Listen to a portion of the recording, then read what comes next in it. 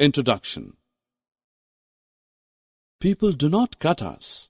Yeah, you're right. Even we are free to roam and do what we like. No one comes to hunt for us for our skin and hairs. How is this possible? Well, we live in a sanctuary. Want to learn more about it? Just join us in this lesson. Objectives. At the end of this lesson, you'll be able to list the various protected areas meant for the conservation of plants and animals. Describe wildlife sanctuary, national park, and biosphere reserve. Friends, a great variety of plants and animals exists on Earth. They are essential for the well-being and survival of the mankind. But a major threat to survival of these organisms is deforestation. Deforestation is clearing of forests and using that land for other purposes. Some natural causes of deforestation are forest fires and severe droughts. Man-made causes of deforestation include cutting of forest trees for the purposes like procuring land for cultivation, building houses and factories, making furniture, or using wood as fuel, etc. You have already studied about the deforestation and its various causes. Now let us discuss some of its consequences. Droughts. Plants need carbon dioxide for photosynthesis. Fewer trees would mean that less carbon dioxide would be used up, resulting in its increased amount in the atmosphere. This will lead to global warming as carbon dioxide traps the heat rays reflected by the Earth. The increase in the temperature on the Earth disturbs the water cycle and may reduce rainfall. This could cause droughts.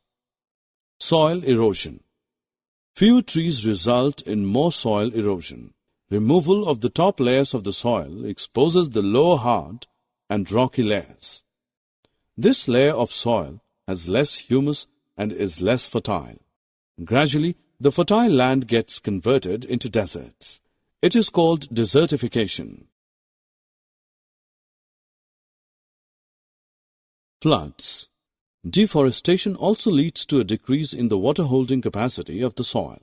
The movement of water from the soil surface into the ground is reduced, resulting in floods. Animals' life gets affected. Deforestation also affects the animal life since forests serve as habitat to most of them. Loss of biodiversity. Cutting of forest means the extinction of thousands of species and varieties of plants and animals, many of which have never been catalogued scientifically. Children, you have become aware of the effects of the deforestation, so now you can understand that there is a need to conserve the forests and wildlife. Moreover, plants and animals are needed for the sustained development of the earth. Conservation of plants and animals are important for maintaining biological diversity, and conservation of biological diversity is needed for survival of humans. You would be eager to know as why these areas are so important. Well, plantation, cultivation, grazing, hunting and poaching are prohibited in these areas. We will now learn about the protected areas for plants and animals. Let us begin with sanctuary. The areas where animals are protected from any disturbance to them and their habitat is called sanctuary.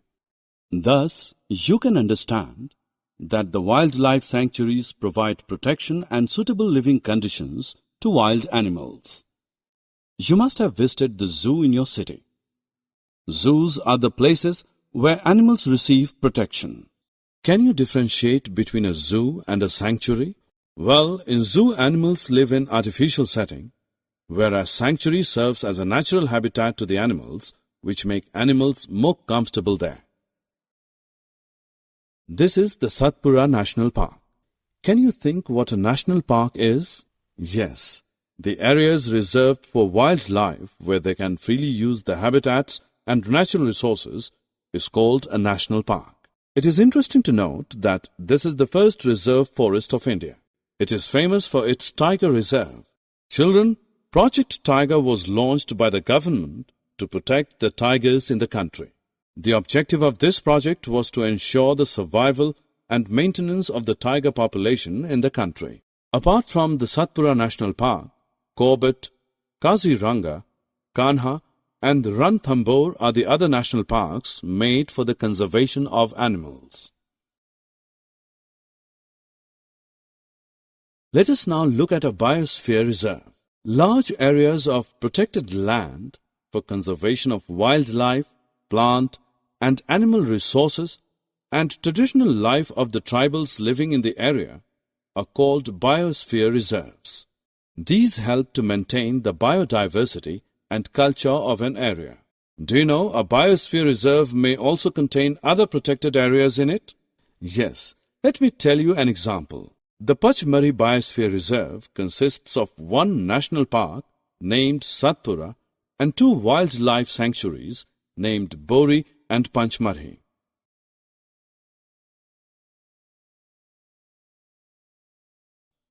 Summary. Let us summarize what we have learned. Deforestation is cutting of forest trees on large scale. Deforestation may lead to soil erosion, floods, drought and lack in biodiversity. Wildlife sanctuary, national park and biosphere reserve are the areas meant for conservation of forest and wild animals.